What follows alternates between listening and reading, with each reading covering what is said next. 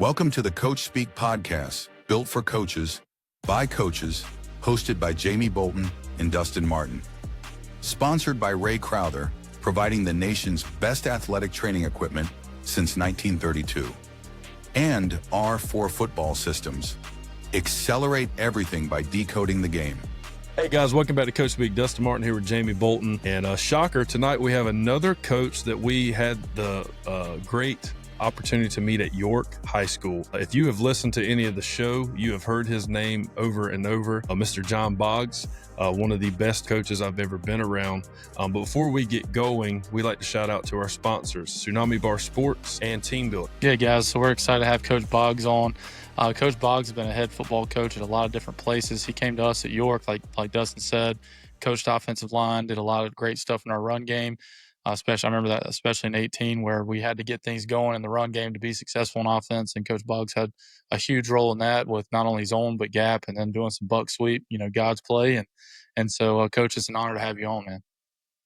Guys, I appreciate it. Always good to talk to y'all, and always good to catch up a little bit. And I have tons of respect for y'all and really enjoyed the time we had together to work together. But it's I enjoy your show, and it's just an honor to be on here. We appreciate it, man. I guess we've had a lot of guests on that we know, because when you share a sideline with somebody, there's nothing quite like it. It's like you're going into, I don't want to say like war or anything, because that's a little bit cliche, but we kind of treat it like that. That's as close as we get to that kind of stuff. So when the bullets are quote unquote flying, and man, we've seen some bullets flying on the sidelines, haven't we, guys? So it's been get the first down.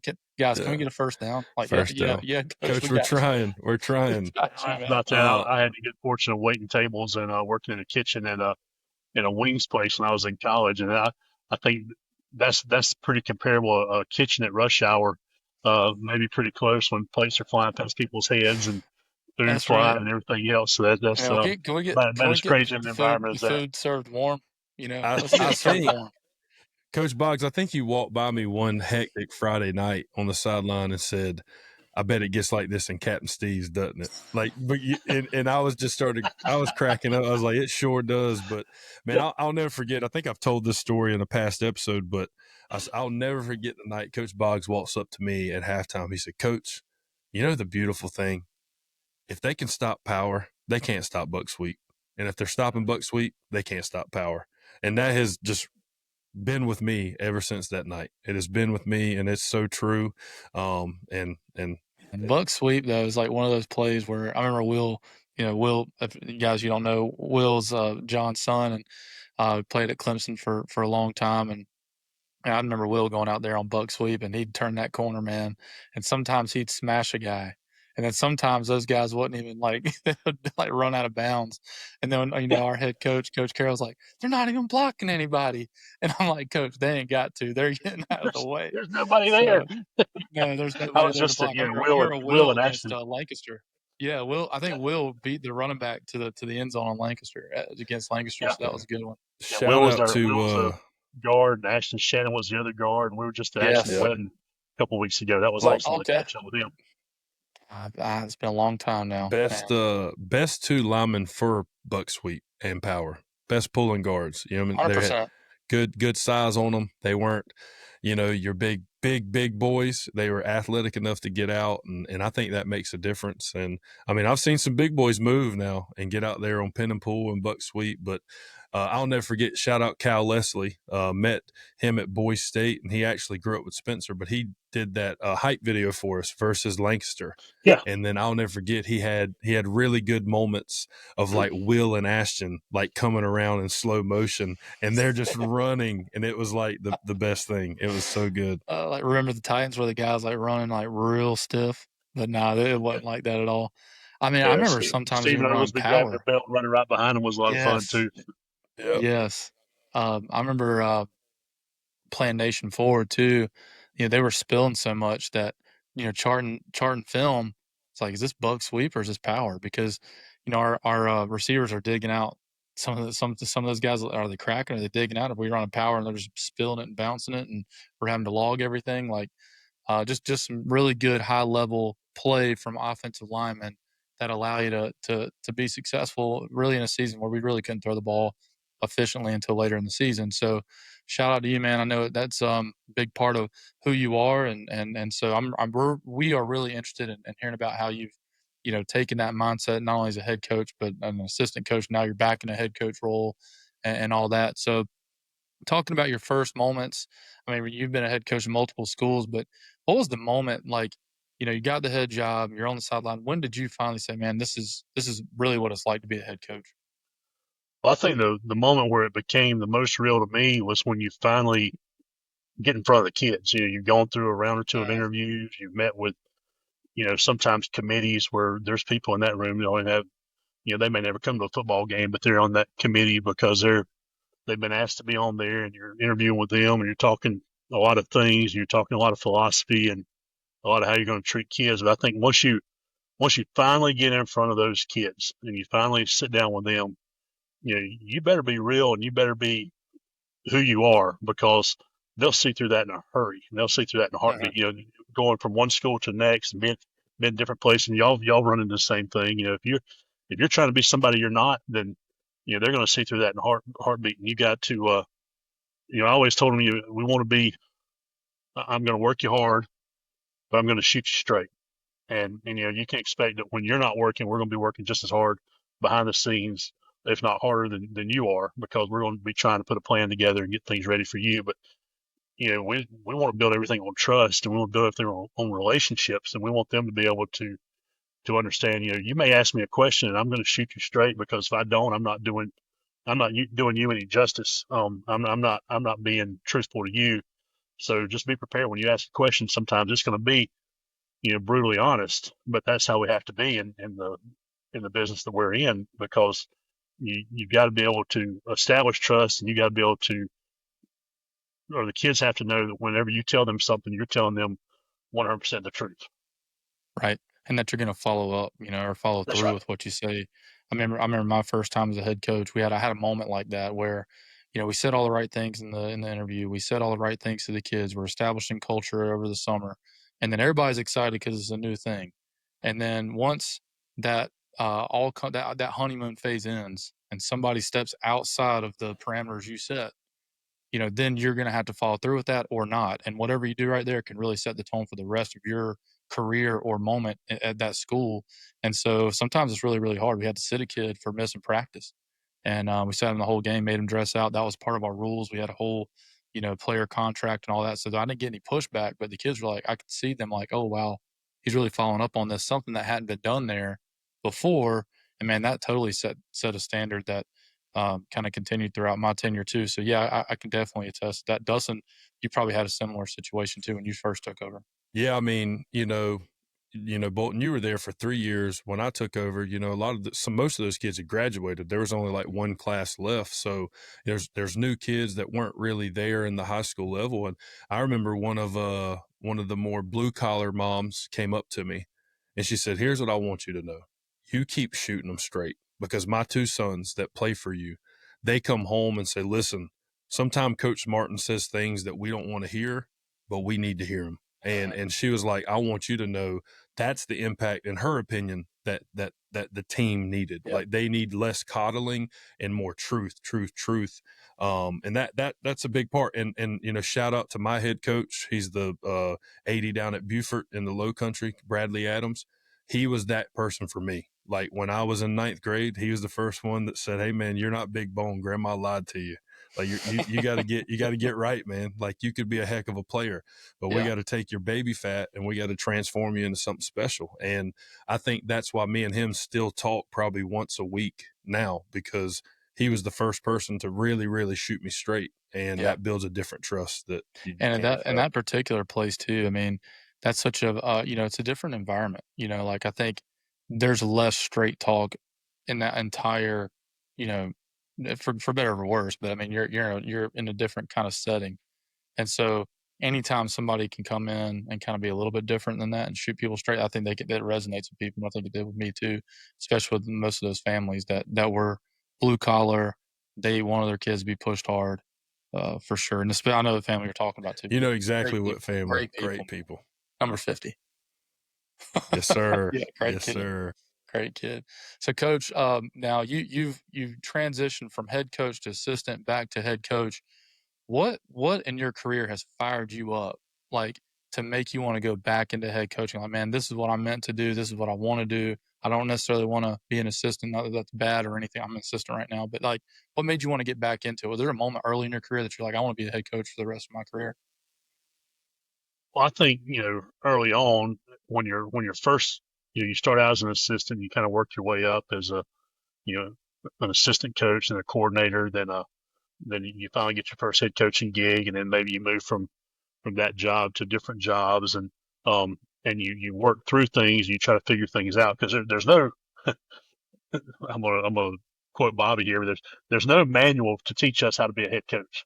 there's no there's Sure. no manual out there. There's tons of stuff that you can look at and tons of stuff you can read and tons of things that you can think you know the answer to, but until you're actually in the situation, until you're actually doing it, until you're faced with certain situations, you don't know how you're going to handle it. You don't know how you're going to react to it. And every year's different. Every team's different. Every Mm, individual on that team's different. And, you're going to have parameters. You're going to have rules. You're going to have expectations, those sort of things that you hold them accountable for. But at the same time, you're going to, I've always felt like, we'll have rules and we'll have things that we're going to stick to, but every kid's different. And every situation's different. And we're not going to, bend the rules or do anything different, but just because one kid's not coming to practice isn't the same reason another kid's not coming to practice, or why mm, he's not performing like you think he will. It's become so different now because there's so many other things that affect kids outside of just school and football. There's, the social media influence. There's the, comparing themselves to everybody else all the time. And it really makes it tough on these kids because it's so hard for them to, that can they really enjoy a successful moment because they're seeing somebody else's success and theirs isn't as good as theirs, or when they don't live up to expectations, then they want to compare themselves, and so it can spiral out of control. And so you always got to stay on top of that because these phones and these things they're sitting there staring at all the time. And I run into that with my own kids sometimes. It's just trying to make sure that you may be influenced by those things, but mhm. let's not let that drive your whole psyche and everything else. Let's make sure we're keeping the main thing, and staying true to who you are, and going out there and being ready to go to work every day and get better at whatever you're doing. But I think the stuff that, I mean, as far as just getting fired up about anything, I think wanting to. It was good for me when I was fired twice as head coach, and when I was fired the second time, you know, it was really good for me to go become an assistant because I went from being a head coach to being a coordinator to being a head coach again. And it was kind of one of those situations where I really wasn't in a hurry to be a head coach again, but it kind of fell in my lap. And then when that didn't Mm, work out, then going and being an assistant, and coming into a good program with good coaches, with people who are willing to put in the time and put in the effort and work. Because being successful as a head coach a lot of times is as much about timing as it is anything else. I mean, are you at the right place at the right time? You're at the right place at the right time in terms of where God's putting you, because that's where He wants you to be, and that's what how He molds you as who you are. But in terms of wins and losses and that sort of thing, not that it's just it's tough because you go into a situation where you're taking over, a team that was 1-21 the last 2 years, and you try to go in and you're just trying to go. They hadn't had a rushing touchdown in a year. You're trying to go. Let's start with the little things. Let's try to find some ways to be successful. But what fired me up about wanting to be, it was exciting for me to be an assistant again, and to see how a great program is being run, because there was, number one, it allows you to compare some of the things you've done as a head coach and say, okay, maybe I could have handled this a little bit different. Maybe I could have done this a little bit differently. But it also confirms some things as to, hey, we were doing this, this, this, and this. These guys correct. are doing this, this, this, and this, and they're successful. There wasn't anything wrong with what we were doing. It was just the timing that we did it. And we just, happened to be in a situation where, in one situation we come in, there's a superintendent that comes in, wants to clean house, and that didn't have anything to do with wins and all. I mean, obviously we've been 15-0. They probably would have fired me, but if you go into a situation where they were coming in and just clean house and start all over with everybody, that ain't really got anything to do with you as a coach. That's just timing. And Well, so it was good for me to go be an assistant in a great program with great people and see, hey, these guys are working, these guys are putting the time in, these guys, this is what I believe in, this is what they believe. But it also, you open everything up and you say, hey, let's learn. What can I learn from these guys? And I learned tons from y'all and tons from the Baggots and tons from Bobby. And then when Dean came in, learned from him. I mean, it was almost like being able to kind of start over again and know what you didn't. Like when you're young and you first start out, you don't know what you don't know. But when you become 100%. a head coach, you're kind of learning as you go. But then you start over again. It's kind of like a chance to push the reset button. And hey, I know what I didn't know now. Let's go try to learn some more. And so being able to, we had that in-house clinic with Brent Dearman, where he came in for several days and he just tore apart that offense and broke it down piece by piece, nuts and bolts. I mean, we took the whole engine apart, and looked at every single bit of it over a couple of days, and that was such a great learning experience for me to go through that with y'all and be able to pick up on some of those things. I've carried a lot of that stuff with me now, and it just helped me kind of take an offense that was kind of pieced together and now really make it a true offense where you had answers for things. yeah, I Which think goes back to the power one and the thing. sleep, like you were talking about. Oh yeah. Well, it's like one thing I took from Bobby early on, like, so I played in a system with Coach Adams where, like, after school, it was dead quiet. Like, it was get your mind right, no talking. And, we get to the game and it felt like we were a little flat because we weren't ourselves, you know what I mean? And I get there's a good balance. And then at York, it was different. Like, it was, we go to pregame meal and then the kids can hang out, they're out there eating sunflower seeds, wink, wink. Like, they're just hanging out, having a good time for the game. And I asked Bobby, I was just like, hey man, like what's your philosophy on that? Like, what do you believe? I think I was 19 when I asked him. He said, well, here's what I've learned. He said, you got to have discipline. He said, but what I've learned is it's all about who is involved. He said, I've had teams where we were dead silent, and I've had teams where it almost like, just like they're so amped up, the music is going. He said, here's what I learned. Neither of those things impacted whether we were going to win or lose that night. He said it's because of who the guys were. And he's got a lot of validity in that. It's like you said, Coach, wherever we're placed, it's God's time and it's right. But a lot of success does happen with what players are coming through at what time and who's there. And I think it's like you said, there's no perfect way to do it, but there is some validity in it's more about who's coming through, how you can mold them. But like, I think sometimes us as coaches, we get caught up on things that do matter, but we make them matter probably a little bit more than they do. Or matter for the wrong reasons. I think about, like, even my situation coming into Cannon, I kind of, because of their history, they were below 500 their entire, existence. I wanted to come in and just do things different, just to knock the dust off. And I think you made that comment the other day about something we were talking about, but like just knock dust off, shine it up a little bit. And even if I don't like what that difference is, if we do it different and it starts to work, then they start buying in, even if it's something kind of arbitrary. Like, I think it's arbitrary if you're silent or noisy. It doesn't matter what you do pregame, how you're going to perform. It really matters what you're going to do Monday through Thursday. That's when you win the game, not the, the hour and a half before the game is not going to make or break you, most likely. Like, if it is, like, what's the percentage? Is it 0.05%? So, like, you can't even quantify it probably. So my point is, sometimes you want to just change it up to change it up. And if it works, then you're like, okay, man, I'm believing in this process. But that's 100% correct. I think you have to kind of go in and be adaptable. I don't want to go in there and make them be my mindset, because I'm not out there playing. Hey, hey, Coach Bolton, our receiver forgot he's got a corner route because he was talking at pregame meal. Like, has no issue. Yeah. I know guys, they that's bring, such a good way to put it. they bring their kids out and they do what they call recess before games. And they let the kids run around on the field and let the linemen go catch passes and let them run around and just kind of get all that nervous energy out before they go get dressed. And it's I've like seen that happen. a free for all. I've seen that, at different places. And they're really not with teams I've been involved with, but teams we've been playing against. You're playing at their place and they're out there running around on the field like it's crazy when you get there. And then and they come back out and they're ready to roll when it's time to play. It's a little intimidating too when you're sitting there seeing all their dudes out there. Like, ooh, they got some players. And then like, you we go play South Point last year, and of course they ran roughshod over us in the first playoff game. But they walk in and they're in a single file line, and they're walking in the gate, and there's nobody saying a word. And when it came time for them to go, they were ready to go. And those dudes, But then it's I've like seen just them come have a out there and be process. crazy before a game too. Yeah. Yeah, I think anything routine is great. I think if your routine has talking in it, then do it. If it doesn't have talking in it, then do it. And then it is what it is. I'll say this: I won't make it an issue. Like if the captain's Yeah, council comes in and says, "Hey, coach, can we be a little bit looser? I think yeah, we can handle it." Then yeah, man, let's do it.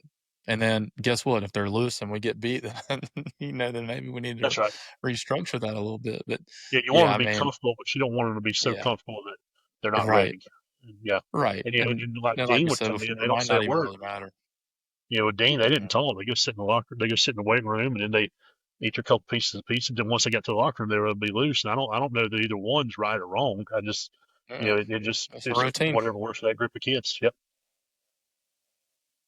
Coach, so tell us a little bit. I know we spoke briefly off camera about your admin, where you're at currently, and how great they are. Tell us a little bit about your admin support and a little bit about that and how that makes a difference. Yeah, our principal, Ashley Wardwell, she's a former cheerleader, Blue Ridge girl, loves Blue Ridge, grew up here, loves the high school, loves the kids. She's the best I've ever worked for in terms of like she wants to come to the weight room. She asked me when is max day, and she wants to come down there and she wants to you know jump up and down and scream and holler at the kids and get them ready for max day. And she says that's one of she when you ask her what's your favorite room in the whole school, she'll tell you it's the weight room because she loves to come down there and see the changes that are being made with kids, and she supports everything we're doing, and she loves these guys, and she's emotional and she's fiery, and she waits for us that we ring a little bell before we come down. We don't run down a hill like Clemson does. We got kind of a slow walk down a hill. We got kind of an incline more than a hill, and we ring a bell before we come out. That was something they'd done before I got here, but then she's always there waiting at the bell every Friday night for home games, and she's when she got the job, Y'all she said, need to "What do get you want like a me to little do?" motorcycle. Yeah, Y'all need to she let her said, "What come do you out want like me on to a do moped on or something. what do you want me to do on Friday nights?" I said, "Look, you can do whatever you want to. You're the boss." So I said, "But if you want to, why don't you be the first one to ring the bell every night, and then we'll come out, and then she rings it, and she walks to the sideline, and she's on the sidelines for every home game. And one game there was something going on in the stands, and she sprints from the sideline to the stands and about climbs up over a fence and tells some kid, "You're not going to act that way here at our school." And that That's kid straightened up aggressive. in I a like heartbeat. it. She is a fireball. And our athletic director, Coach Abercrombie, he was new this past year, but he's a Blue Ridge guy, and they love Blue Ridge, and we've got some Blue Ridge guys on staff. Travis Henson's our running back coach, and he's also our head baseball coach. And I tell you, he motivates me every single day. He does our pregame speed, our pregame devotion every single Friday, and he always has something fresh and something good for the kids. And he's just a dynamic speaker, and he motivates me every day. He gets the coaches fired up, and he's a baseball guy, but he'll tell you I don't know anything about football. He knows a whole lot more about football than he lets on. He's great with our kids, and we're really supportive community. All of our assistant principals are very supportive. It's been it's a place. Some places you're there on Fridays and you can walk the hallways. And sometimes you don't even know there's a football game going on Friday night, and that is 100% not the case at Blue Ridge High School. They make a big deal out of it. We That's have awesome. teachers wearing jerseys. We have uh, posters and stuff all over the wall, and the kids get excited about it. No question, man. I It's a think those community are thing. yeah. And that's what makes your life better too. Like you wake up, I'm sure like for me, we had the same thing. It was an exciting place to be at Cannon, at York, it was exciting. Kings Mountain, I mean, unbelievable fan base there. So yeah, when you feel that, you almost like the pressure of performing well because you want to do the community right. They're supporting you. You want to be the front porch, as they say, of the community, and that's always a good place to be, even if it is challenging. Like you're willing to take the challenge on for that, in my opinion. And we don't have a really big Yep. stadium. We've got a small stadium, but it's but they pack it every Friday night. The kids will pack it, and we'll have a lot of people here. And coming back after that hurricane this past year, we had several weeks off. Once we finally got our first home game back at home, it was a great atmosphere. And it was just but our kids, whether we've won them all or whether we've lost more than we've won, then they're gonna be here because when you're up here, we're just outside of Greenville. We're close enough to Greenville to go enjoy it and be around it, but we're not right in the middle of Greenville, and so it's still got a small town Friday night feel on Friday nights when we have a home game, and they travel well Yeah, too. I've been through Blue Ridge once or twice, and it's got the small town feel. It's kind of, I can only imagine it's like everybody shuts down and we're going to the game on Fridays, like that. It's got that kind of feel when I drove by it, and I'm excited this year to be at Rock Hill because I've watched a lot of exciting games in D3. I've seen a lot of games on film, but the fact that's our home stadium now, so having some opportunities to play some really good teams in that stadium. I'm excited for that. And I mean, like we tell the kids, hey, like we're Rock Hill, like literally the city is in the name of who we are. Like we got to represent that. So Yeah, I And grew great up. condition I and was actually born. a lot of good Yeah, people there. yeah, I was actually born in Rock Hill. My dad went to school at Northwestern and he graduated in 1980, and so he's got a lot of connections in that town. We moved out like when I was a baby, but we did always go back and watch games at D3 when I was playing Pop Warner ball, and there's nothing like small town football. I knew then I wanted to do this at some capacity. Like, everybody has the dreams of being NFL stuff, but once I got into like high school, I want to be a high school football coach and coach in stadiums like that. I mean, that's what. I mean, and then now we're coaching on the stadium that we grew up in. I know it sounds like NFL, but it is to me. It's like it's my Super Bowl. You know what I mean? But So those good old stuff. days I of think Rock now's Hill a and good time. Northwestern, old days Northwestern Rock Hill rivalries were just incredible. When Yeah. both of them are 10-0 and playing each other for the region championship, Yes. they turn around and meet a couple of weeks later for upper Mm-hmm. state championship. And that Yeah. was big Another time slobber football back knocker, then. 8-6. Yeah, Yeah. no yeah. doubt. And then you got to No doubt, South like a Point certainly 2-0 done game their against part. Spartanburg. Yeah. Hey, Coach Yeah, Boggs, you said something one time, man, that I stole from you, and getting back on here with you, like it made me remember it. So I remember one time, Coach, it was hot in a pregame warm up, and me and you were out there, like we were just sweating, and you said, "Man, I swear, as lineman, we can go crack, crack, and all right, let's go, we're ready to go." And man, I use that all the time. All the time. I'll be sitting there with coaches, it's hot, or this, it just feels like the warm up's taking forever the past couple of years, and I'm like, man, like let's just pop our neck and roll. Like Yeah. this is all like routine. Like Man, so, yeah. I My got guys that just from laugh at you. me because I'm like, guys, we really need to have a DWU. Let's just go here and go to practice, and let's walk out here and let's just go play. Of course, the yeah, worst time of the week for us as coaches is when the bell rings at 3:30. You're just waiting for kickoff at 7:30, and it's like you're sitting around all day. Then you go 100%. out there and you warm up for 20 minutes, and you go sit down for 20 minutes, and come back out there, and it's like, man, let's just go play at 3:30. Let's just Yeah, go Yeah. yeah. get this That's thing why I going. like away games. I like away games more than home games because Yep, there's nowhere as less much sitting downtime. around waiting. They can sleep on the bus. Yeah, man. So now's a good time. We're going to talk a little about our sponsors for today's episode. We're going to talk about Tsunami Bar first. Tsunami Bar Sports is one of those companies that has developed a unique implement that really can train your athletes in a lot of different modalities. If you want to train strength, they're going to train strength. If you're going to train speed and power, they're going to train speed and power. It's also great for rehab, recovery type things. Please go check those guys out. They're great. Talk to Chad Smith. Chad's a great guy. He played at Clemson. He was on the I think 2 national championships or something like that. So he's got a great career. He'll go out to your school. He'll demo products.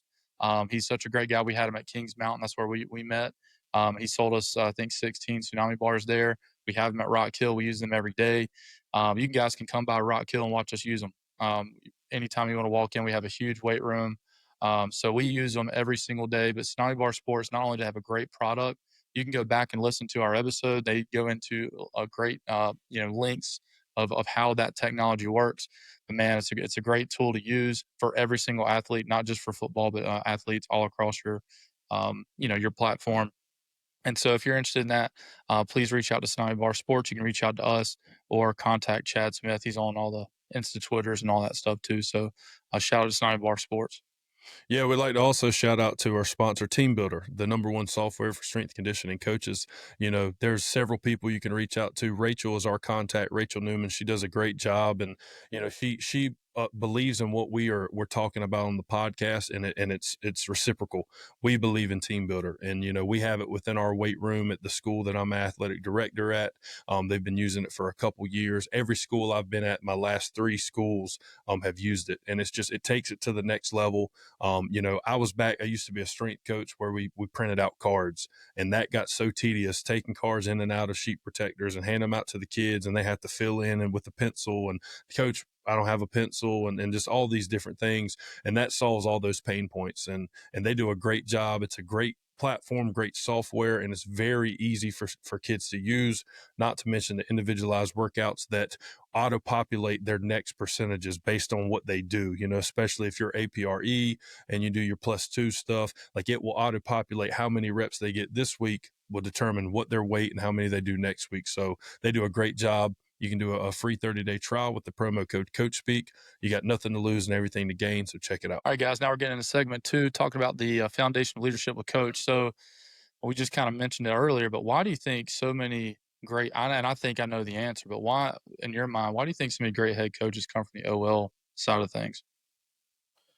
Well, I think number one, it starts with trying to teach 5 guys to work together, and you're trying to teach 5 guys to come together to accomplish a goal, to be servants for the other guys on the field. You know, you're giving everything you got, trying to make the guy behind you successful, or try to make the guy out wide successful. You know, there's not a whole lot of pats on the back going to go to the guys that are down there in the trenches grinding, making contact every single play. But you know, you're gonna teach those guys, and you take that, try to build that cohesion with that unit, and you try to carry that on to the rest of the team. And I think that helps. But also just the nuts and bolts of understanding fronts and understanding pass protections, understanding, you know, run blocking, and you know what works against certain fronts, and you know when you're getting certain pressures. I know our quarterbacks, wide receiver coaches get aggravated with me sometimes because we'll start drawing stuff up, and I'm like,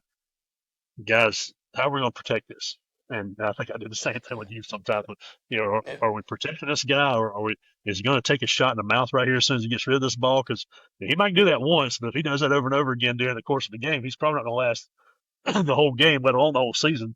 And so we always want to try to protect the quarterback first and foremost, keep him standing upright, and on the offensive side. But then defensively, then it helps you understand how to attack certain formations, and how to, you know, what, you know, you may, as an offensive line coach, you may have some weaknesses when it comes to coverages and some of those things early on, but then, you know, you try to develop that part as you go along, and then that helps you become better as you learn those pieces, because those are probably the parts that you're furthest away from as an assistant. But I think just being able to teach those groups how to work together, teach those groups how to interact, that carries over to the whole team. Yeah, and Dustin, you can attest to that too. In my opinion, that's probably the most fun group of guys to coach, I think, because they're the most selfless. You typically don't have much of an ego because they're not arguing for the ball. They're not arguing about a bad pass. They don't really even know what's going Man, on. well, the thing is, they're Hey, man, hit the hole, jokesters. maybe. Yeah, They're they're jokes. Yeah. So like they're just funny kids, Yeah, man. But they're awesome. I always make sure that I always just mess with them every day because you never see them. They're always down there like sweating and grinding and like, dude, I always make sure I just go mess with them every day. But the second piece I think too that makes OL guys really great coaches or head coaches too is because I do see the game from the inside out. I actually was kind of quote unquote brought up in like the triple option deal, and that was a quarterback and like a flanker that stalk block every play. But when you're playing quarterback in that offense, like you got to know the front. Like you have to understand how the defense is trying to take away your stuff. And so I think building that from inside out, you might not even be an OL guy, but if you know the box first, I think that's a lot better than, hey, I'm a spread guy. Now I got to figure out how to like protect. Are we going to be big on big? Are we going to go combo? Are we going to go, full slide and put the back on the end? You're like, no, we're not doing that. We have a 145-pound running back. We're not putting him on, an average size defensive end in 5A football. Like, you're just not going to do that. Like, and you have the experience because like my left tackle has a hard time let alone our running back. Yeah. Like, why would Yeah. we do that? We used to go to But yeah, I think Presbyterian for 7-on-7 at Walhalla and at Westside, and we would go down there, and it would be like you're gonna hit 7-on-7. Like as soon as you get off the bus, you're gonna go do you get checked into your rooms. You're gonna go 3 7-on-7 games that afternoon. Eat supper, do 3 7-on-7 games that night. Well, they had the linemen involved too, and they're doing some OLDL stuff with their coaches, and then you get in the middle of that second day, and those coaches kind of run out of things to do, or just the groups were so big, and I was like, look, man, you wide receivers and quarterbacks, you coaches, y'all take this 7-on-7 period for this afternoon. I'm gonna go hang out with these linemen for a little while because you can only hear I'm open so many times, and then you're ready to go be around some linemen for a little while, and so that's they would. right.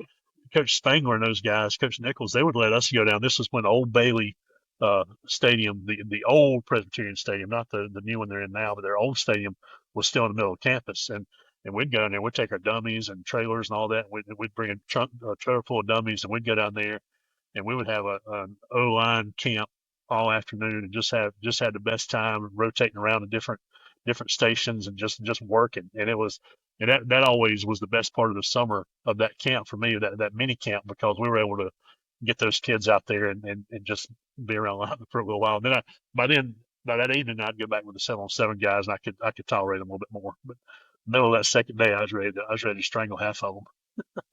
Oh yeah. Well, they take very big pride in when you teach them something that helps them, because let's all be realistic. Most of your O linemen are going to be your most unathletic and your overweight like players, like they are. So like if you can help them perfect like the fat man run, you know what I'm saying? It's like, hey man, like you're not moving your arms fast enough. Like you like we can tell you're not even jogging, you're trotting. Oh coach, I appreciate it. So then they'll start moving a little bit quicker. It's just little things. And it's like I've worked with a bunch of different position groups, but like the cliche when teachers say, when the light comes on, when I teach a kid something, like the OL, when you teach them something that helps them and it makes them better, it's the most rewarding position group. It's just that light comes on for them. And it's like, and I don't know, I can't explain it. If you've It's coached because OL, you know what it is. it's the insecurity potentially, especially for a young OL guy or inexperienced OL guy that's got to go up against the best athlete on the team. And then right when it clicks, that's when he lights up. The trust happens. He believes in Yeah, himself. He believes in the technique, and then you got him. And now you just changed that kid's life. His whole perspective might change on like his yeah, identity. such a I mean, I'm refined saying skill that like, set because you don't grow up just you grow up shooting basketball in the yard, you grow up throwing the ball in the backyard, you grow up, swinging a bat and hitting the ball. You don't grow up just like putting your hand in the ground and going and running over people. And if you play long enough, you start doing that at an early enough age. But that's such a refined skill set for O line and D line. There's so many small things. People think when they're just running into each other and trying to block. There's so many little things about that, from footwork to hand placement to rolling the hips to then just all those little things that you coach up to try to make those try to help those guys be as successful as you can. Spencer Carroll said it the best on the episode when we talked with him. He said the closer you get to the ball, the harder it is, and it resonates because the hardest thing to do in football is create space. I think. I think as a unit, you guys got to create space. Like that's Yeah, like the job, and you have yeah, to. And sometimes it takes two guys working on one defender. Sometimes it takes two guys working on one defender that has to combo to another defender in real time, and both of those guys are faster, right? I mean, so it's really kind of an awesome thing. And but really now we're kind of talking through this OL piece. What's the biggest thing that like coaching OL taught you about how to build a team? Like now you're not only in charge of the OL, but how do you kind of structure your team? You can do it from a player personnel standpoint, and then talk a little bit about like coaches too. yeah. I think it starts with communication. Because you got to teach those guys how to communicate with each other. Whatever your buzzwords are, or your calls, or your alerts, or whatever. Being able to use simple things to try to communicate bigger schemes. Like, you might just have a word like Charlie may mean something, and they all understand. But then, being able to do that, and then carry that communication system over to all positions, I think is the biggest thing. And then, just from a personnel standpoint, just trying to identify, because even though you got two guards, two tackles, we flip flop our guys, so we're strong side and quick side, and we, being able to identify which of your guys play those positions, because each of those positions are unique by the way we do things with flip flopping. Who's the center? Who's the quick guard? Who's the tight guard? Who's the tight tackle? Who's the split tackle? Some guy's going to have a lot more double teams than the other. Some guy's going to be on the island. That split tackle's going to be on the island a good bit. So, can he really handle being on the island and pass pro if you need him to, or can he handle that single block? Does your center need help, or is he a guy that can handle it by himself? And all those things kind of fit into where you move those guys around to. And then obviously that transfers over to what does your Y look like? What do you ask him to do? What does your Z look like? What is your X or your H? What are those positions going to be able to do? Is your running back going to be a versatile guy that you bring out of the backfield and throw the ball to? Is he going to be a guy that you're going to run between the tackles mostly? Is he a running back? Is he more of an athlete that you can throw it to and do other things with? That kind of dictates your whole scheme. The skill sets of those guys too. Last year we'd have loved to be able to do a little bit more option, but our running back was more of a between the tackles downhill guy. We just didn't really feel like we wanted to put him in a position trying to catch pitches and do that sort of thing. We could just hand him the ball and let him go do his thing. And so those things matter. And then obviously that transfers over to defense too, and be able to have those communication sets to where, to me, one word that can cover a lot of things is always better. And I used to have a numbering system offensively, and we would, an 800 was a rollout pass to the right, and then the second number was the first receiver to that side. The third number was the second receiver to that side. And you had a word that kind of took care of the backside guys, and it all worked. The kids understood it, but then as we went further along over time, it was like they're really just memorizing this word. We're saying 808 sideline, but 808 sideline's a play to them. They're not necessarily understanding that these guys are running these routes, and so they just kind of were learning the concepts. So over time, we've kind of developed where we're, a concept's a concept, which is similar to what we did and what y'all do, and being able to have a buzzword for what you want, what play you want to run, and then work the nuts and bolts and the calls and the checks within that play for everybody.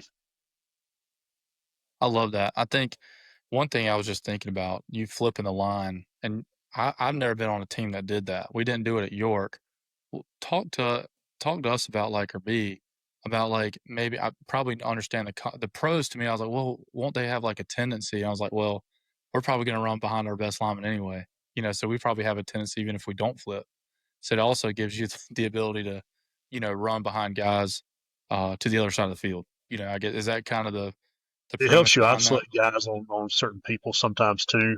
Cause if somebody's not flip flopping their defensive line, then it allows you to get matchups the way you want it when you move guys around. But it also, a lot of times it helps them work against that particular look. Even where he's on the left side or the right side, that guy's flip flopping, but he may be seeing that tight tackle or the tight guard may be seeing that 3 technique a whole lot more than that split guard is, and he's able to work against that look for most of that week, even though he's flipping sides. Our answer.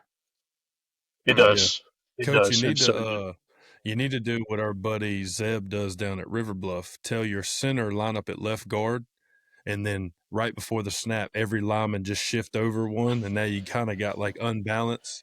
So I mean, it's it's funny because I always hear Jamie talk about like moving like your X receiver around, like all around, but it's like it's funny we've never thought about doing that with linemen. I know. I was just thinking about why wouldn't we? Why wouldn't you move your linemen around the same way?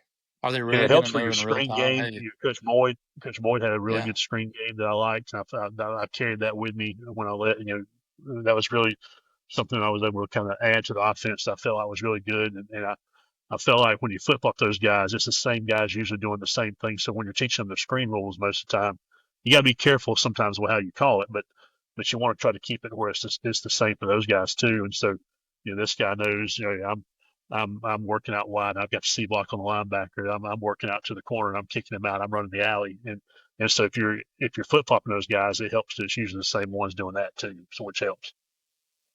Man, I like that. Yeah, interesting. I might really consider that this offseason, thinking about how to. Yeah. I think that would honestly mesh really well with what we do. We didn't do it before Coach Boyd got there, and then we started doing it.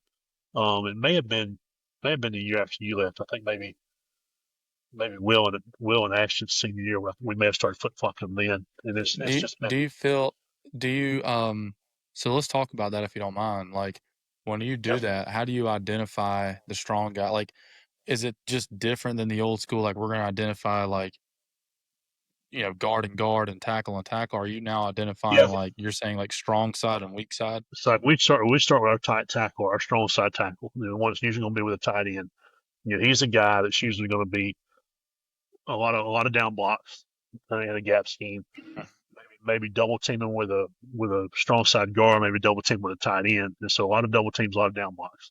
Not a whole lot of reach blocks for that guy. Not a whole lot of maybe some turnout blocks every now and then, but most of the Could time he he's be going like to a be guard? Could he be like your guard, like what a guard would be in a traditional set?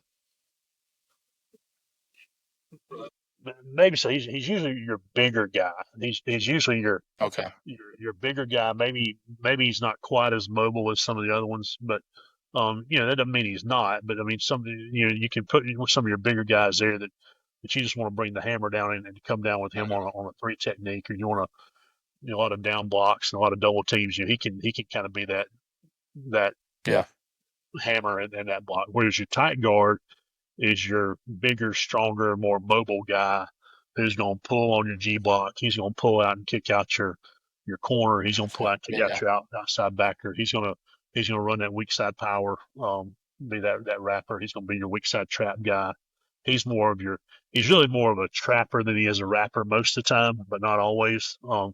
And then your center, obviously, if your center's a guy that can handle stuff one on one, that makes things a whole lot better. If you got to help him, then you want to make sure that you got a good split guard beside him that can help him on the double teams. And because number one thing, that guy's got to get the ball to the quarterback, and he's got to make the snap. If he can get the snap on Correct. time and throw things off, then that's the number one job that you want from that guy. But at the same time, if he's a dude, then that just opens everything up, because now he can start reaching and start single blocking guys and help out. Your split guard's more of that guy that can help out on the double teams on the shade.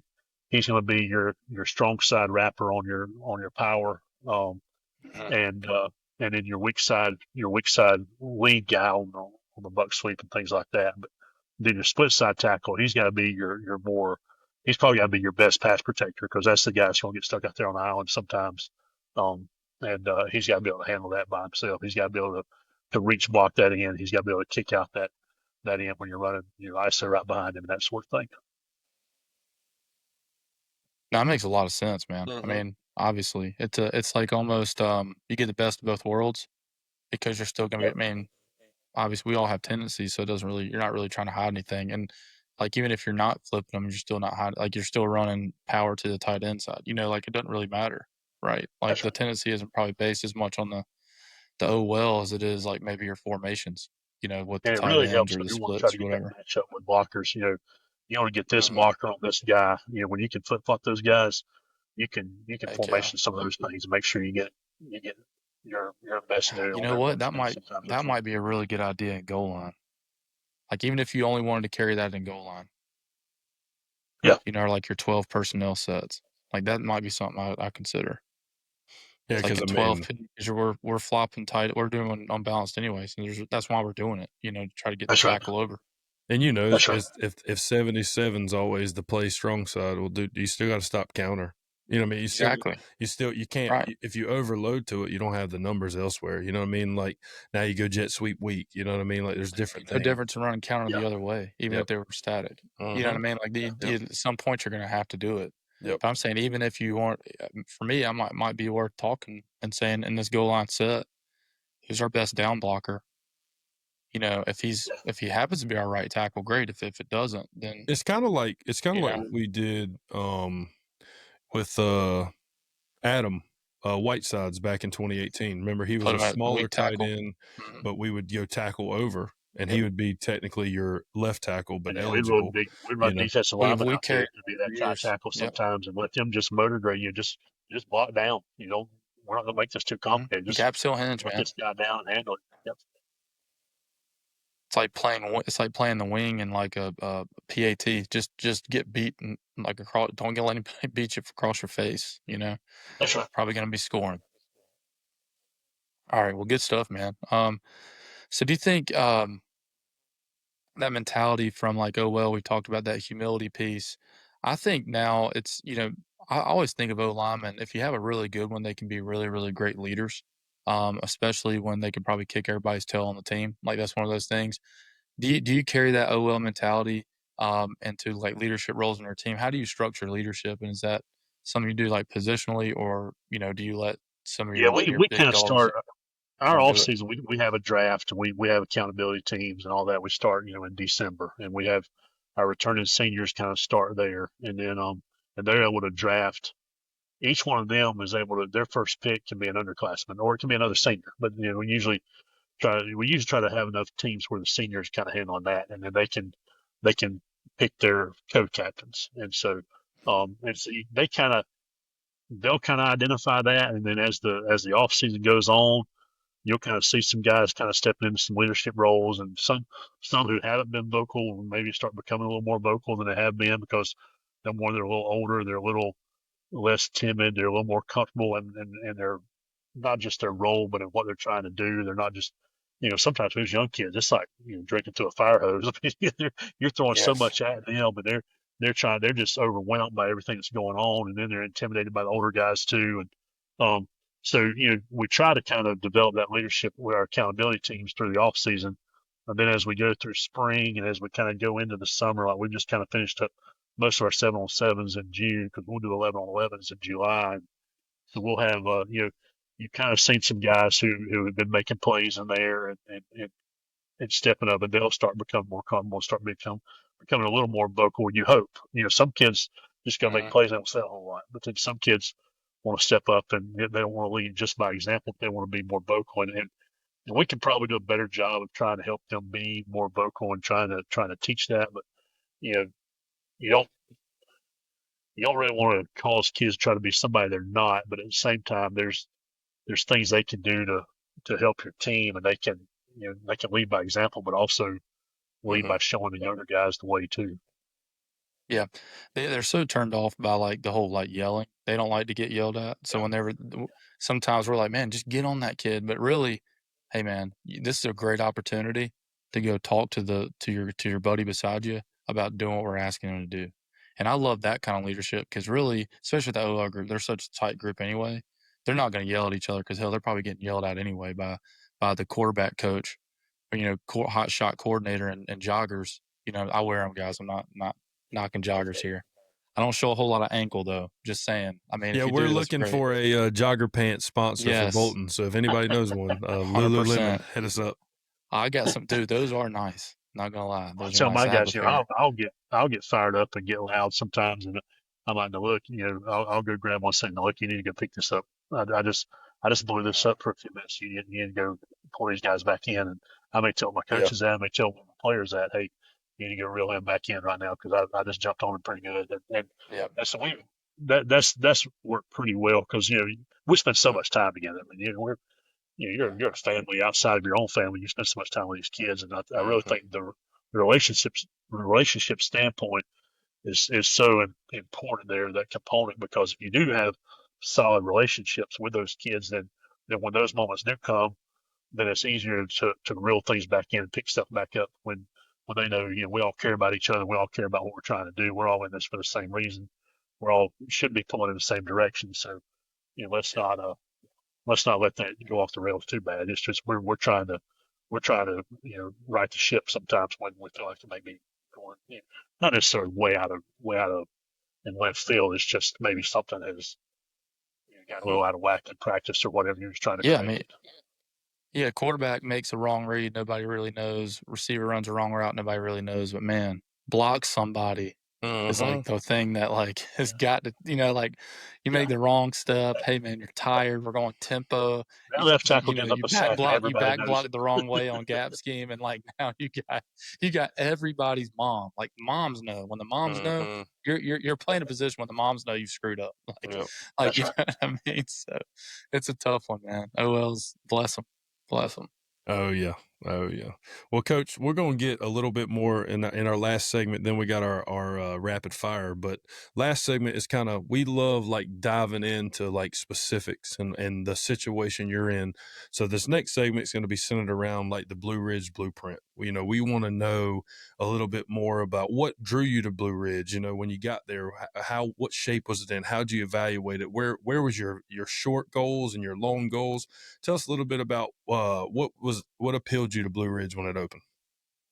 Well, I just from having been in this area before and competed, not necessarily against them, but we would come across them in different things. We would compete with Blue Ridge, and we used to. Coach Pope used to have the Hog Tough lineman camps over here. And the last one we worked with Coach Pope was at Blue Ridge, and I just remember how supportive the community was. They would come to some of our lineman challenges when I was at other schools, and they were always there's always seemed to be such a support from not just the players and coaches, but the people outside always seemed to really um, just love the school, love the community support was incredible, and so that was a big draw, and then haven't seen them be competitive. And when I first got to Waha, we played Blue Ridge. I guess my first 2 years there, and outside looking in, I felt like they had a good nucleus of kids and a good group. Of course, that was several years ago, but then it just seemed like a place that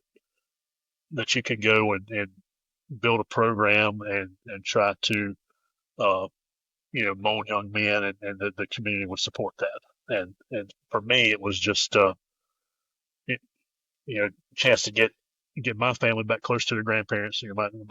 My parents aren't getting any younger. I'm not either, and my kids were getting to an age where Will was at Clemson, obviously, and then Neely was going into high school, and Ty was getting ready to go into middle school. The first thing to do here was let's reestablish a JV team, and that wasn't necessarily anybody's fault. It was just COVID was just crazy, and it was just numbers were down, and just they didn't have a home game the year before because there were some problems with their field. So let's reestablish a JV program. Let's try to get as many kids playing football in the Blue Ridge community as we possibly can. So coming in, we got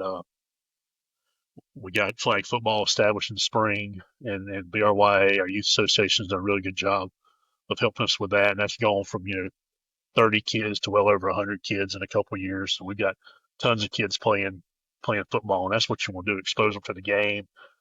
Get parents involved, get them out there understanding. Hey, it's not just there was so much concussion thrown out there, and everybody was getting scared of playing football. And hey, it's not all scary and unsafe all the time. Let's coach them how to do it the right way. Let's teach them skills. Let's let the kids have fun playing the game of football. And let's start with flag football where it's non-contact and let them get exposed to it that way. And then we've seen some dividends there in our D team, having good coaches at that level and having guys care about the kids. And D team is middle school down here. I don't know what to call it up there, but that's our middle school team, and we house in Greenville County. The D team is housed at the high school, so we have a separate middle school. The kids all go there, but then they bus over here, and they practice here every day. So being able to kind of have all that in house has been good too. Is that 7 through 9 B team? It's 7 and 8. 7 and 8. Okay. That's how it was in Georgetown. 9 and 10, mostly 9 and 10 play JV. We have some sophomores play. Some sophomores bump up. Yeah. And we might have a junior here and there that will play JV just because you're just from a development standpoint. We want all the kids in our program to play as much football as possible. And so if that means one plays down a level or plays up a level or whatever, we want them playing. We don't really want them sitting around and watching. We want them to try to play as much as we can. Let them play. It's like don't bring the sophomore up unless he starts. That's right. Or plays an incredible amount because he's going to lose out on development. I look at my own development. Growing up, I was my sophomore year, I was on varsity in high school and really didn't play a ton. And probably in hindsight, probably would have played a whole lot more on JV. And I don't know how much we got out of that sophomore year of just kind of standing around watching. You practice, which is great, but I think kids playing games is what you do. Kids practice to play games, and we want them playing as much game football as they can. Yeah, that makes sense. I like that York. I don't know if it'll That was almost like, and I know Dean does a good job too, but like we had a 7th grade team, an 8th grade team, a 9th grade team, a JV team. So they had juniors and sophomores playing some JV. And then all the 9th graders got to stay together. That was Yeah, like, there was no 9th grader playing JV football. And then you they had maybe really had good like coaches a at those few levels too, sophomores which playing was seniors. we had really good coaches at those levels, and Yes. coaches that cared about it, and coaches that were willing to not just put in the time, but learn what what we wanted to teach those kids later, and then try to teach them that at the lower levels, which was a huge help. 100%. Well, Yeah, I I started know, out as a like, JV coach. Yeah. I know when you take over a new program, one of the biggest things to look at is the development from the young age all the way to the level you're at. And it's a lot of people don't understand if the recreational department isn't where it needs to be, or maybe the middle school team, your feeder program, your JV team. Like if you're trying to bring all those things together, it's going to take a while to just build a program that gets to where it needs to development wise. Because like you said, coach, like you grow up shooting a basketball, you grow up throwing, catch with your dad in the yard. You don't grow up tackling and blocking.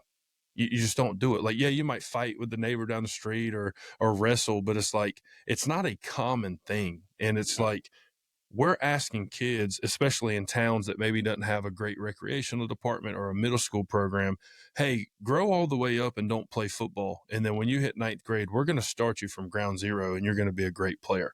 Some people naturally will be, but it's like, it's such a skill that you have to hone in on that, like, even if you come in and you establish those things, it's still going to take years for those And, kids to learn. and just think about the mentality of a kid. I mean, you're coming in. I couldn't imagine starting football in 9th grade. As small as I was, I'd have been freaked out, man. Heck, I was probably scared anyway. Like high school football, you're going up against some bigger kids, may not have been like fully developed yet. You know what I mean? Like now you don't have any football behind you. Like, how do you even know how to tackle? How do you know how to take a hit? How's this going to feel? How does that, and let alone catching the ball or blocking somebody? Like That just was the one of the things I physicality know of it, up I think there, is a big thing. Football City, USA, where y'all are. How important is the youth program there? I mean, how big is the youth programs there? They got so many youth. And I remember Coach Wallace. He would be in the white truck rolling around. He'd have all the dummies in the back, dropping dummies off at different practice fields, and just trying to help them out because it was important to him. And that man It probably was, loves yeah. football as much as anybody I've ever met. And it was important to him to go around and expose as many kids to football as he could, and he was going to Yeah. help all those rec coaches as much as he could, anytime he could, and try to, if they needed something, he was going to try to find a way to make sure they had it. Yeah. I remember I played 1 year of rec football and then I didn't play again until 8th grade year. And Oh, man, wow. like the only reason I played was because I was a fat kid and everybody's like, man, boy, you don't play football, boy. I was like, no, like, dude, I eat Cheetos and watch TV. Like, I don't play football. So I'd go out there my 8th grade year and they were like, if you play O-line, raise your hand. And I'm sitting there like this. And coach said, hey, you Played 50, fullback. raise your hand. Raise your hand. And so I did. So I'm a linebacker. somehow I was on the starting DL, but I was a backup OL. And coach pulled me aside and I'll never forget. He's like, hey, man, do you know why you're a starter? And I was like, no. He said, because you listen. He said, like, we taught you eye on the ball moves, you move. He said, and you got the best get off. And that's just because I was like, dude, this is simple. Coach said, look at the ball and it moves you. It's not hard. Like, You're the Forrest Gump of freaking yeah, DL, dog. yeah, dude. It was like that ball My job is to moves. do whatever you tell me to do, sir. That's Yeah, all. like it was like I was like, man, there ain't nothing to this game. Just listen to what the coach says. Oh gosh. I remember That growing was a up. little. I started playing when I was 8 years old, and I played up until I couldn't play anymore. And I just remember, having how influential those youth coaches were on me. And it was hard. I mean, there was nothing easy about it, but it was you weren't going to miss practice. You were going to be there. You wanted to go perform well for them. And I mean, Wayne Chappell was my 8-year-old coach for the Falcons in the city of Pickens, South Carolina, and Rick Winchester was my line coach, and those guys just get after us. And they made us want to play, and we all played together. And of course we had a few different teams, but all of us would play against each other. And then by the time we got middle school, all of us who were going to school together, maybe playing against each other, were now playing together. And then we had great coaches in middle school ball, and moved on from there to JV, but we grew up, and you don't see it as much in a lot of places anymore. Where we graduated and we all had played together from the time we were 8 years old, and it was a true brotherhood. May have played against each other, maybe played against each other when we were younger, but then as we kind of saw it coming together, it just made it even that much better. Yeah, favorite part of Varsity Blues is when they walk in as youth players and then they walk out in the high school, like just great. Yeah, I remember, man. I played Pop Warner football, and what a great organization that was. I'm not so sure that where that whole deal is now, but like, and that was one of the only places you could play like pretty high level football. Like the coaches were really good. They were teaching you how to tackle, teaching you how to block. I don't know if that's the case now in a lot of areas. It's really, really hard to find really good. I get questions from parents all the time, from our family friends, like where should I take my kids? And I really don't know, but like you might want to talk to them, like who's coaching the team?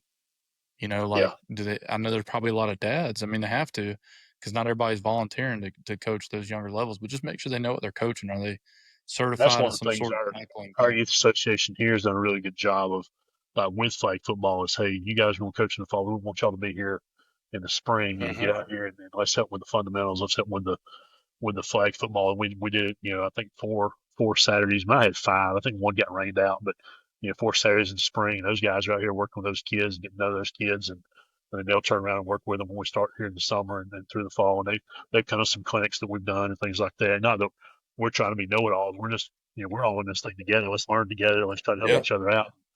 Tell us what we can do to help you, and then we'd love for y'all to be able to help us too. So. And, USA football is great for that. In my opinion, youth levels and even middle school, it's about two things or three things: fundamentals, safety, and fun. Fundamentals, safety, and fun. That's all it is. Like the number one thing, if you're a parent and you're trying to find out what rec league or youth league, go ask them how they teach blocking and tackling. That's the thing you should be worried about. Not, are you going to make my 8-year-old an NFL player? No, because they're not. And I want and like militant, like 15 yards away, run square into each other's face masks. That's what I want to see. I want my son to be in that. Like, really? Like, yeah. And then everybody's like hooting and hollering. It's like, do you want, like, you don't want your son growing up hating football because of the youth coach is cursing him out. Have you seen the memes of like what? There's another basketball player. Like we just made another basketball player. What the kids colliding or whatever. Like that went straight to the it's like Oklahoma drill, the biggest drill that's made the most basketball player. It's crazy. When Will was in sixth grade, he played 12 and under, and it was his first time out there, and it was he'd never done it before. He played some flag football and stuff like that. His first experience with tackle football. He's I guess 11 at that time, and it was hard. They weren't winning. They were getting beat, and it was just the practices were hard every day. And he's telling my mom, I don't really know if I'm gonna keep doing this and all that. And then one night they're playing. I think they might have been playing Seneca. I think they were getting beat. I think they lost 50-0. And he kind of had a smirk on his face when he walked off. I may have told you all this before. He walked off the field and he goes, Dad, I know I'm not supposed to be laughing. He said, oh, he said, but I'm going to tell you something. He said, I knocked this kid down and I landed on top of him. And when I did, I heard all of his air come out of him, Dad. And he said, that was pretty cool. And from that moment on, he was hooked. And he started enjoying practice. He started enjoying going to games. They won a few games. And I tell you, those guys, Jay Neal and his coaches over there at Waha, they were coaching 12 and under. And he'd been a softball coach, and they needed a coach. And he said, hey, I'll go help these kids as much as I can. But he really showed those kids he cared about them and tried to teach them everything that he could. And that planted a seed with Will that he went on to then play in high school and then had the opportunity to play in college at the next level. And had that seed not been planted at that age, what would happen to him? Because just with all the opportunities he's had, through the experience he's had with football has been incredible. Yeah, no, man, it's I remember watching tapes of like Dills. Remember the center, man? Oh yeah, that guy would nasty. just rub his belly just all over that. Like, he would pancake you, dude, and then he would let you, like, know it, dude. That would Yes. be we'd be scoring touchdowns, and he didn't even care. He was just, like, rubbing his his whole body on the guy. And shout out, man. That was a good OL, man. I really enjoy coaching you Yeah, guys they were or fun. being That around was a you fun. That coaching was a them. fun group of guys. Yeah, I didn't coach them at all. You coached them. I just got to watch you guys do all the work. they were But now I think fun. it's time for rapid fire, Dustin. What do you think? Yeah. All Hang on right. one All right. second. Hey, man. Here Oh, they we go. got it. Oh, Yeah. look at him. Oh, there you go. There you go. Oh, might not want to show that one. I mean, Well, show the one shout- against the purple teams. Yeah, no doubt. No doubt. We got a rapid fire, coach. All right, you ready? Favorite OL drill of all time? Favorite what? You broke up. OL drill. What's your favorite drill? Oh, I guess Whitey Jordan used to. He was coach at SMU, coach at North Carolina, he coached Eric Dickerson and he coached Emmett Smith later on as a running Oh my backs God. coach. He was an OL guy, and his son-in-law was our middle school coach at Wahala. And I'd get Whitey to come in. We'd hang out in my office sometimes, just talk football, and he showed me this drill. It was this effort drill, and he did it when he would get mad at his guys, and he would put them in the chutes, and they would drive, block out of the chutes, and then he'd blow a whistle, and they'd have to seat roll and get up and go run down the field. He said he'd put that dummy. He said he might have, if there was 5 guys, he might start with 4 dummies, and so you would go until whichever 4 guys got the dummies got to keep going. And then other Cool. guys were out and they had to go do up downs or something. But it was he would do that drill, and then and he said he might put it on the other end of the field. Sometimes he might put it 5 yards away. But that was a really good drill for teaching kids to get downfield and give some effort and things like that. That was a fun drill. And then we like using I'm using 2 drills here, but I like using the tackle donut, the little donuts for blocking downfield for like buck sweep and for screens and that Yeah. sort of thing. Yeah. Mm-hmm. That's got to be the That's been hardest good thing for us. is to block in space. Yeah, Like, trying to hit moving targets. definitely Yeah, difficult. Yeah. Yeah. and running No. through that target. I'd say mine's between. I'm gonna go no equipment here. Mine's between pods and half line. That's my 2 favorite. I like working just typical double team pods, you know what I mean? And you can shade the DL wherever you want. You can put them head up of a guy. You can work different double team angles. But like half line's probably my favorite OL drill because we will run the same play over play side and then rep it backside. And I'll just mess with the OL and slant the DL and twist the DL. And like that's where I found that you start working your track and working your angles, and whatever happens. Like, don't get caught up with the guy. That's right. probably my favorite half line. Yeah, I don't really coach them, so just get them blocked, guys. That's all I got to say. Just block somebody.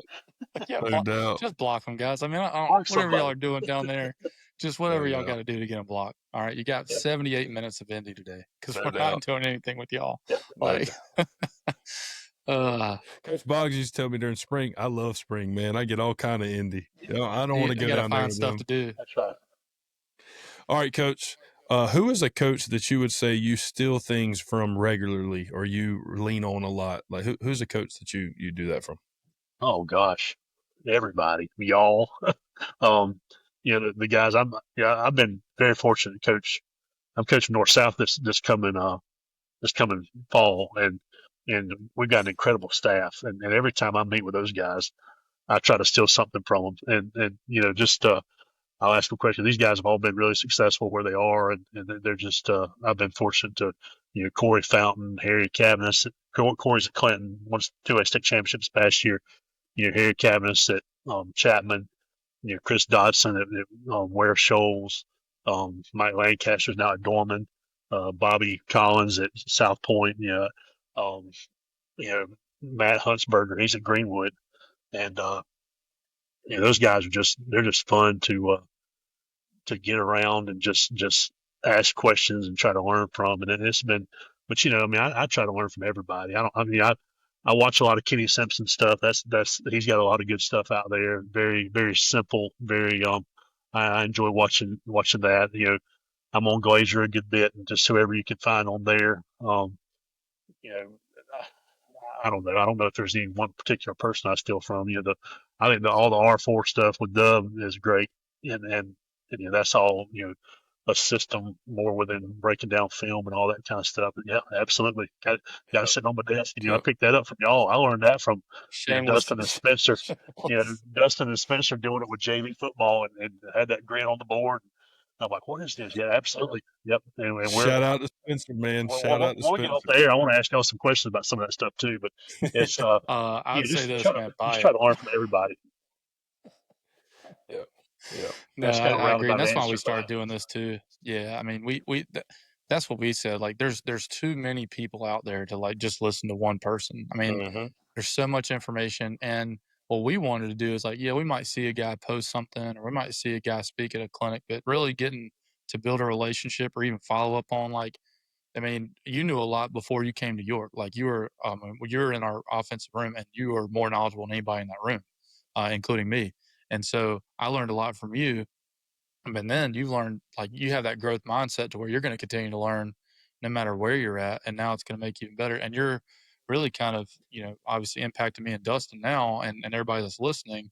But we should also be, trying to emulate your career and how you've done things. And so Well, that makes a lot of sense. I haven't worked for Dean Boyd in 5 years, but I still try to pick something up from him all the time. And then just it might be some little thing you post here or something he says there, or just something I run into him and ask him about. And I learn from him all the time. And he's been I only worked for him for a couple of years, but I pick up so many things I find myself leaning back on. Him and his brother Steve.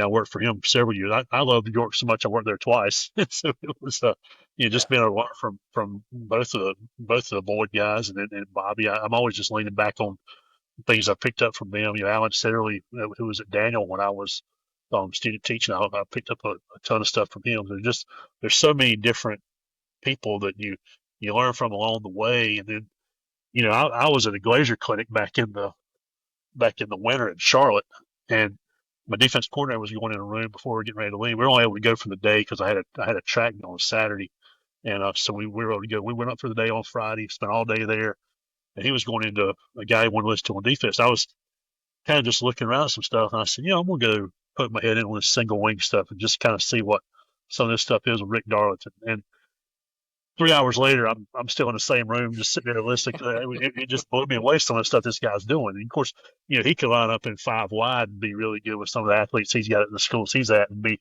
successful too. But I was just, I was going in there and just kind of tinker. And next thing you know, I'm going down a rabbit hole trying to learn as much as I can and looking at some of those things because a lot of our Rebel and our Wildcat and things that we were doing, at York when we were doing was a lot of single wing type stuff. And so I was like just trying to find some things that I could maybe pick up from them, blocking techniques or things like that. And it was fun. I ended up, going back and watching videos from the guy after I left and have had several conversations with him. So, that was just something just out of the blue. I wasn't even looking for, and it just kind of fell in my lap and just kind of started trying to learn as much as I could there.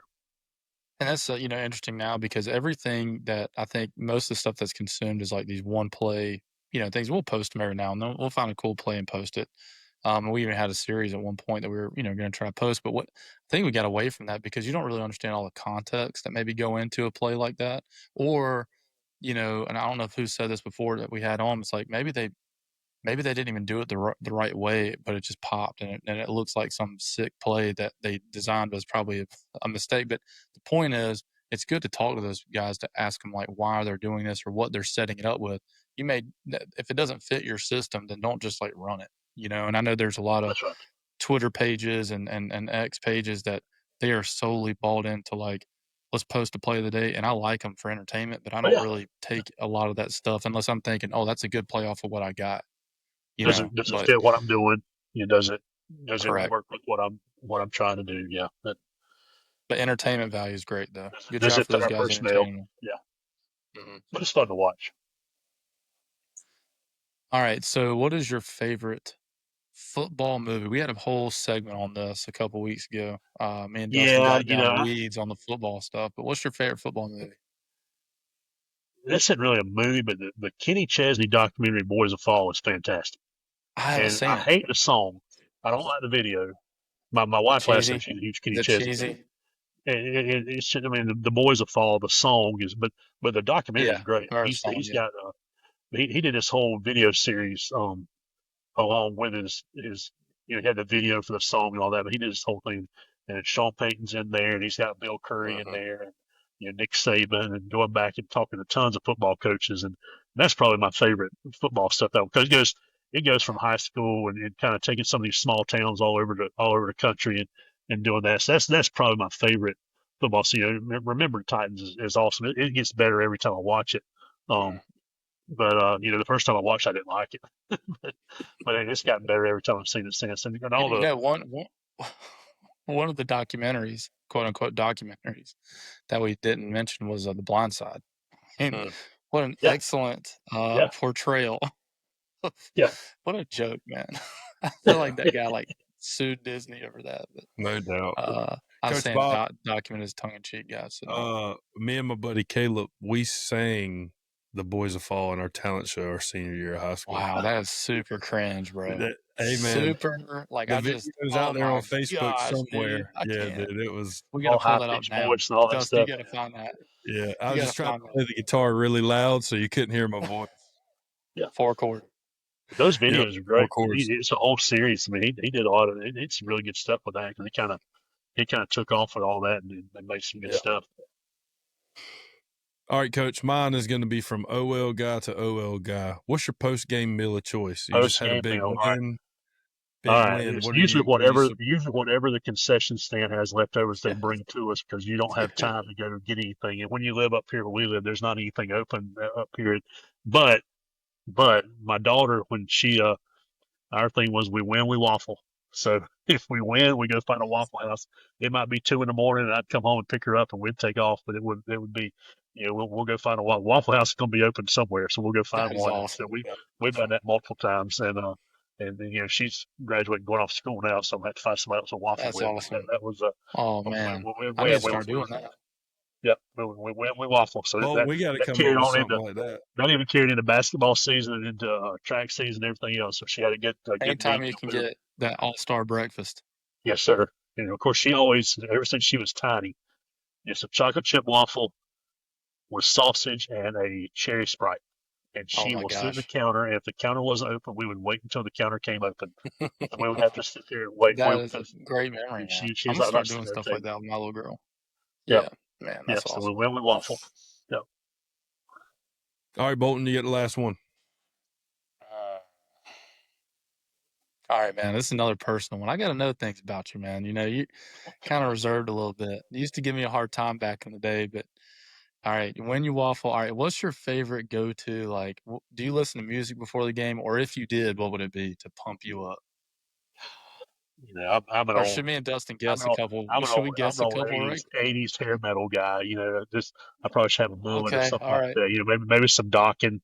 Maybe some to the jungle. Dawkins probably a little underrated 80s band from back then. They're one of my favorite ones. The old Motley Crue, a little Kickstart My Heart, a little of course, throw in some Metallica in there, but old Metallica, some One, some like the One, Ride the Lightning, Unforgiven, like late 70s, maybe. I used to have Guitar Hero growing up. Pre-Black Album stuff. Of course, Enter Sandman is always good. If you've never heard that in Lane Stadium, it's awesome.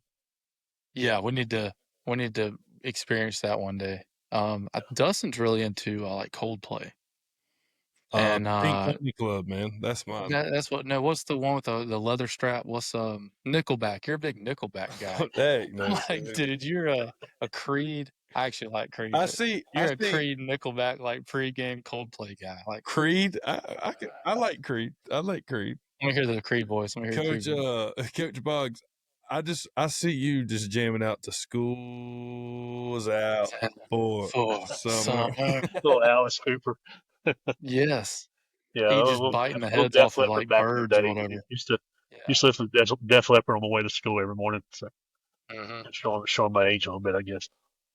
I like some classic rock. I like the actual 70s, like some Bob Seger. I'll tell you a good one, man. Some Jackson Brown. If you guys have never listened to Jackson Brown, Dr. My Eyes, Allman Brothers. You have to throw some Allman Brothers in there. Allman Brothers. Some Southern rock. They went on like a really long guitar solo for a while, so it kind of got me on one of those songs. But you see them live, that's all it would turn into. Just Marshall Tucker from the Upstate. Spartanburg. My grandmother grew up beside them in Spartanburg. Yeah. Man, one Crazy. tradition. So one tradition that Catherine's family does every year on Christmas, and I love it. This will be year 4 doing it. But after Christmas is over, we go eat where we need to eat. We open presents. We get back to the house. It's me, Catherine, her sister, mom, and dad, and we call it movie night, or excuse me, music night. And we sit there for 3 hours. And everybody, like, I'll pick a song on YouTube and we listen and watch the whole video, and I pass it to the next person, and we go around We've and done that a lot. around. And man, it is one of my favorite memories. Because you get to hear people's like own personal playlists. Like, Oh, okay, yeah. I know what you're going through. Yeah. You're talking Work about the motorcycles earlier. We used to walk into the stadium at Wahama. We were the Razorbacks or the Hogs, and they would, they always came out to AC/DC. Always came out to Thunderstruck. yeah. And of course, so Will Thunderstruck, Boggs man. goes up, bobbing his head up there beside his mama. Heck yeah. Well, Angus, And playing there was for a guitar. while we would have Heck had a little motorcycle club up there, and they would come and they would lead the Hogs into the stadium a couple times a year. That was Brian Johnson. The Harleys driving Brian around Johnson the track. on the vocals. Yeah. Well, and how about Rest in peace, Bon Scott. How about 2014? It was either third round or upper state. Remember Greenwood? They rode their motorcycles around Heck yeah, around dude. the track before Man, they the went game. straight home. 21-7.